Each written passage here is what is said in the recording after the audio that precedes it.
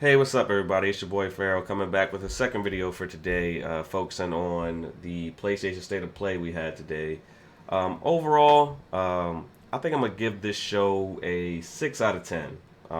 Before I go into the games and everything, um, the reasoning behind my score was that there was a lack of first-party content.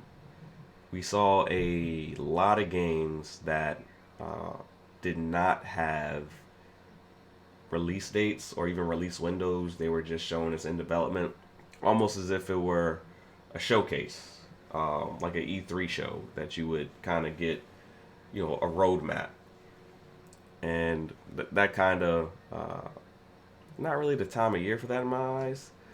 So that kind of soured me a little bit, and the VR portion of the show did not enthuse me. But let's run through it game by game, and I'm gonna kick it off with Stellar Blade. To me, Stellar Blade, it looked really good visually, uh, and I liked how the combat looked. The combat loop looked really good. The world looked good. The story looked decent. Can't say it looks like it's a phenomenal story, but it looks like enough to carry the game. The one thing that worried me about the game is when they were going into the main city that you're going to stay in throughout this game. It made it seem like there were going to be a bunch of NPCs that sent you on fetch quests just to extend the length of the game, and not really a fan of that. But overall, I do think Stellar Blade is going to be a pretty good game. Probably land somewhere around like 83 Metacritic is what will be my guess. They followed that up with Sonic, third party game. You could play that everywhere. Uh, Happy to see it. I'm sure I'll play it at some point with the kids. But like I'm a little bit past Sonic myself. Um, then they moved on and they showed Foam Stars, and to me that game is DOA, and they kind of knew it that is DOA, kind of like Destruction All Stars, where they tried to sell that game for $70 out the gate as a launch title, but then they ended up pushing the game back and then ultimately releasing it as a PS Plus game. To me, that's kind of the same thing that happened here with Foam Stars. It just didn't get the reception that they wanted, and now it's basically a free game inside of PlayStation Plus. Um, so to me, showing it at this state of play, I mean, I guess you kind of have to because it drops next week. But to me, it's kind of a wasted slot. Um, Zenless Zone Zero. It is one of the games that piqued my interest the most. And watching the mid show, I'm like, this game looks really good. And then I see that it's made by the makers of Genshin Impact, and it just makes me worry that it's another gotcha game. So um, that turned me off from the game really fast. But I will reserve judgment and wait and see what type of game it ends up being. Dave the Diver, just a mid double A game. Uh, I'm not gonna knock it because you got to have those type of games at your show, but it didn't do anything for me.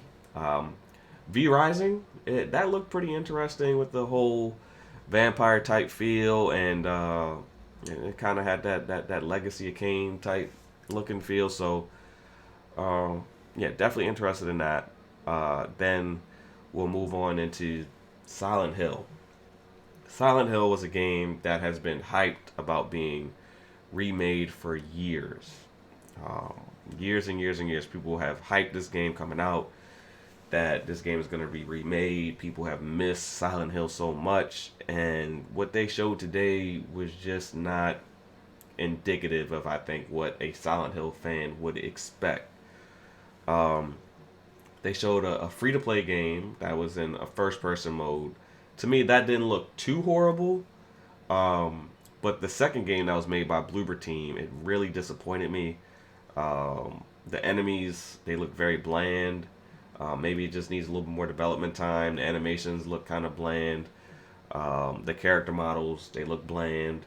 And I was really expecting more out of this game, being that I was anticipating it would get a bigger budget, and Bloober Team would get assistance and resources needed to really take the game to the next level, and it just looks like that did not happen with this particular game. Then they dove into a couple VR games.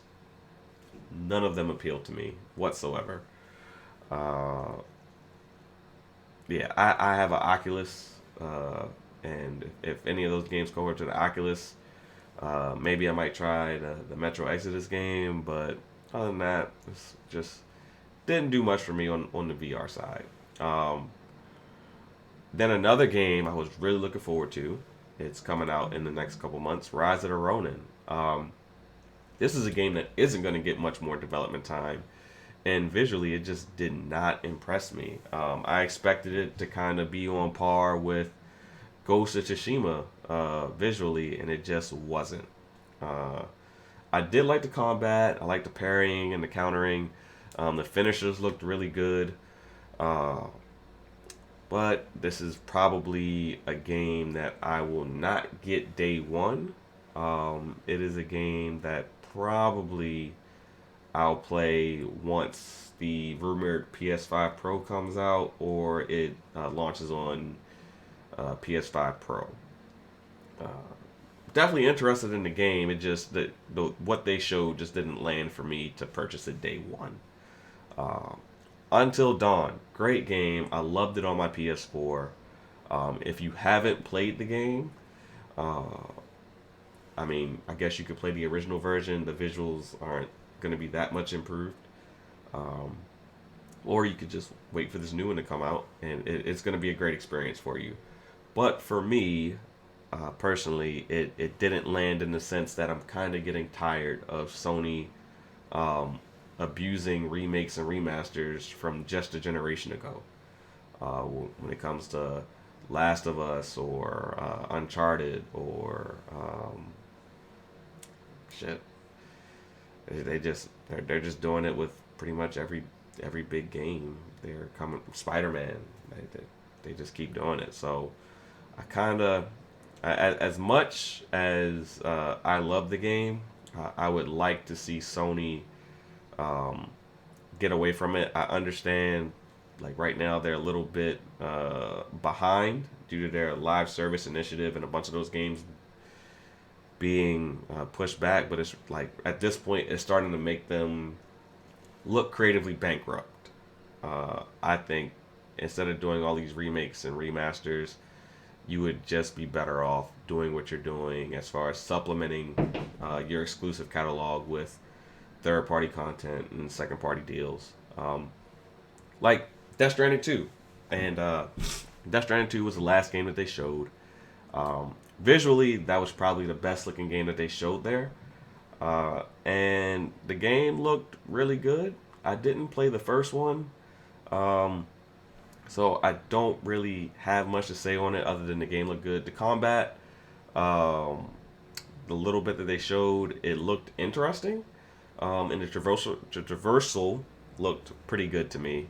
And then they had a little talking session between Kojima and Herman Hulst, and they announced that Kojima's kind of going back to those Metal Gear Solid roots, which initially sounded exciting, but then he revealed that it's an interactive movie game, basically. So I don't quite know how that's gonna work. I am open to it, but I don't have enough information to say that I'm excited for it at this particular moment. Um, but this was probably one of Sony's better shows in a long time. I think the last show with Baby Steps and all that other stuff, it just was not a good show. This show was a lot better, but just the lack of first party content and a bunch of games in development just kind of held the show back in my eyes. Um, but other than that, I thought it was a pretty solid show, and yeah, that's pretty much it for me. Appreciate you guys coming through. Be sure to like, subscribe, and share this out. I appreciate you guys coming through, and I'll see you in the next video. Peace.